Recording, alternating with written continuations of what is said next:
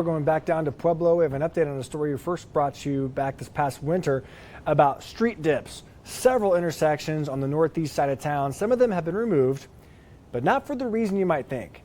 The dips were recently removed on Jerry Murphy Road, at least, at the Glenmore and Taos Road intersections. Many drivers hated them. They're bumpy. Some neighbors disliked them because it caused property damage because people speed over them. So Scott Harrison, our road warrior, is down there live at Jerry Murphy Road and Glenmore Road to explain what's going on down there. Scott, again, I can see why they were put in the first place, but if you're not careful, they can cause a lot of damage.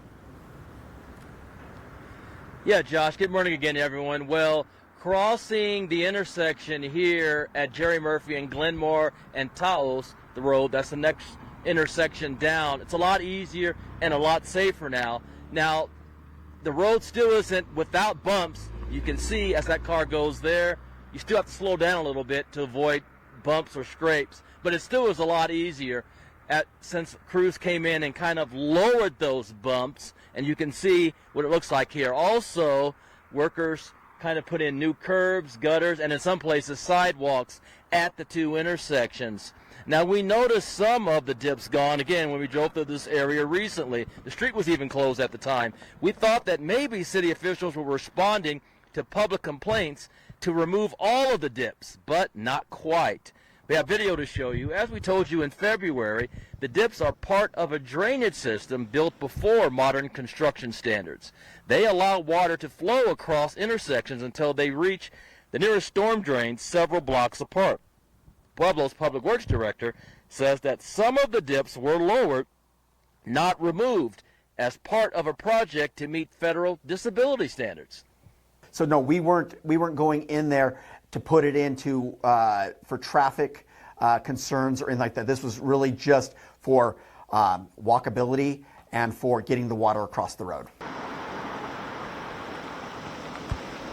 Now, Chuck Roy says that lowering the dips and repairing broken concrete paths or cross pans under the dips will improve drainage and increase safety, again, for people crossing the intersections. The work will happen, though, only at these two intersections.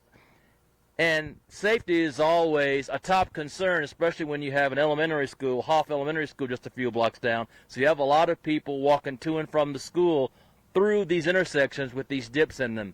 Again, they're gone at two intersections, but they remain at some other intersections, and people are just going to have to deal with them for the time being. Now, again, we spoke with some residents, and they're disappointed that all of the dips are not being removed because they feel like it's a traffic hazard or a safety hazard because of some cars that come through here too fast on the dips and lose control and crash into other vehicles, onto yards, and even against people's houses. We'll tell you more about that coming up in our next half hour.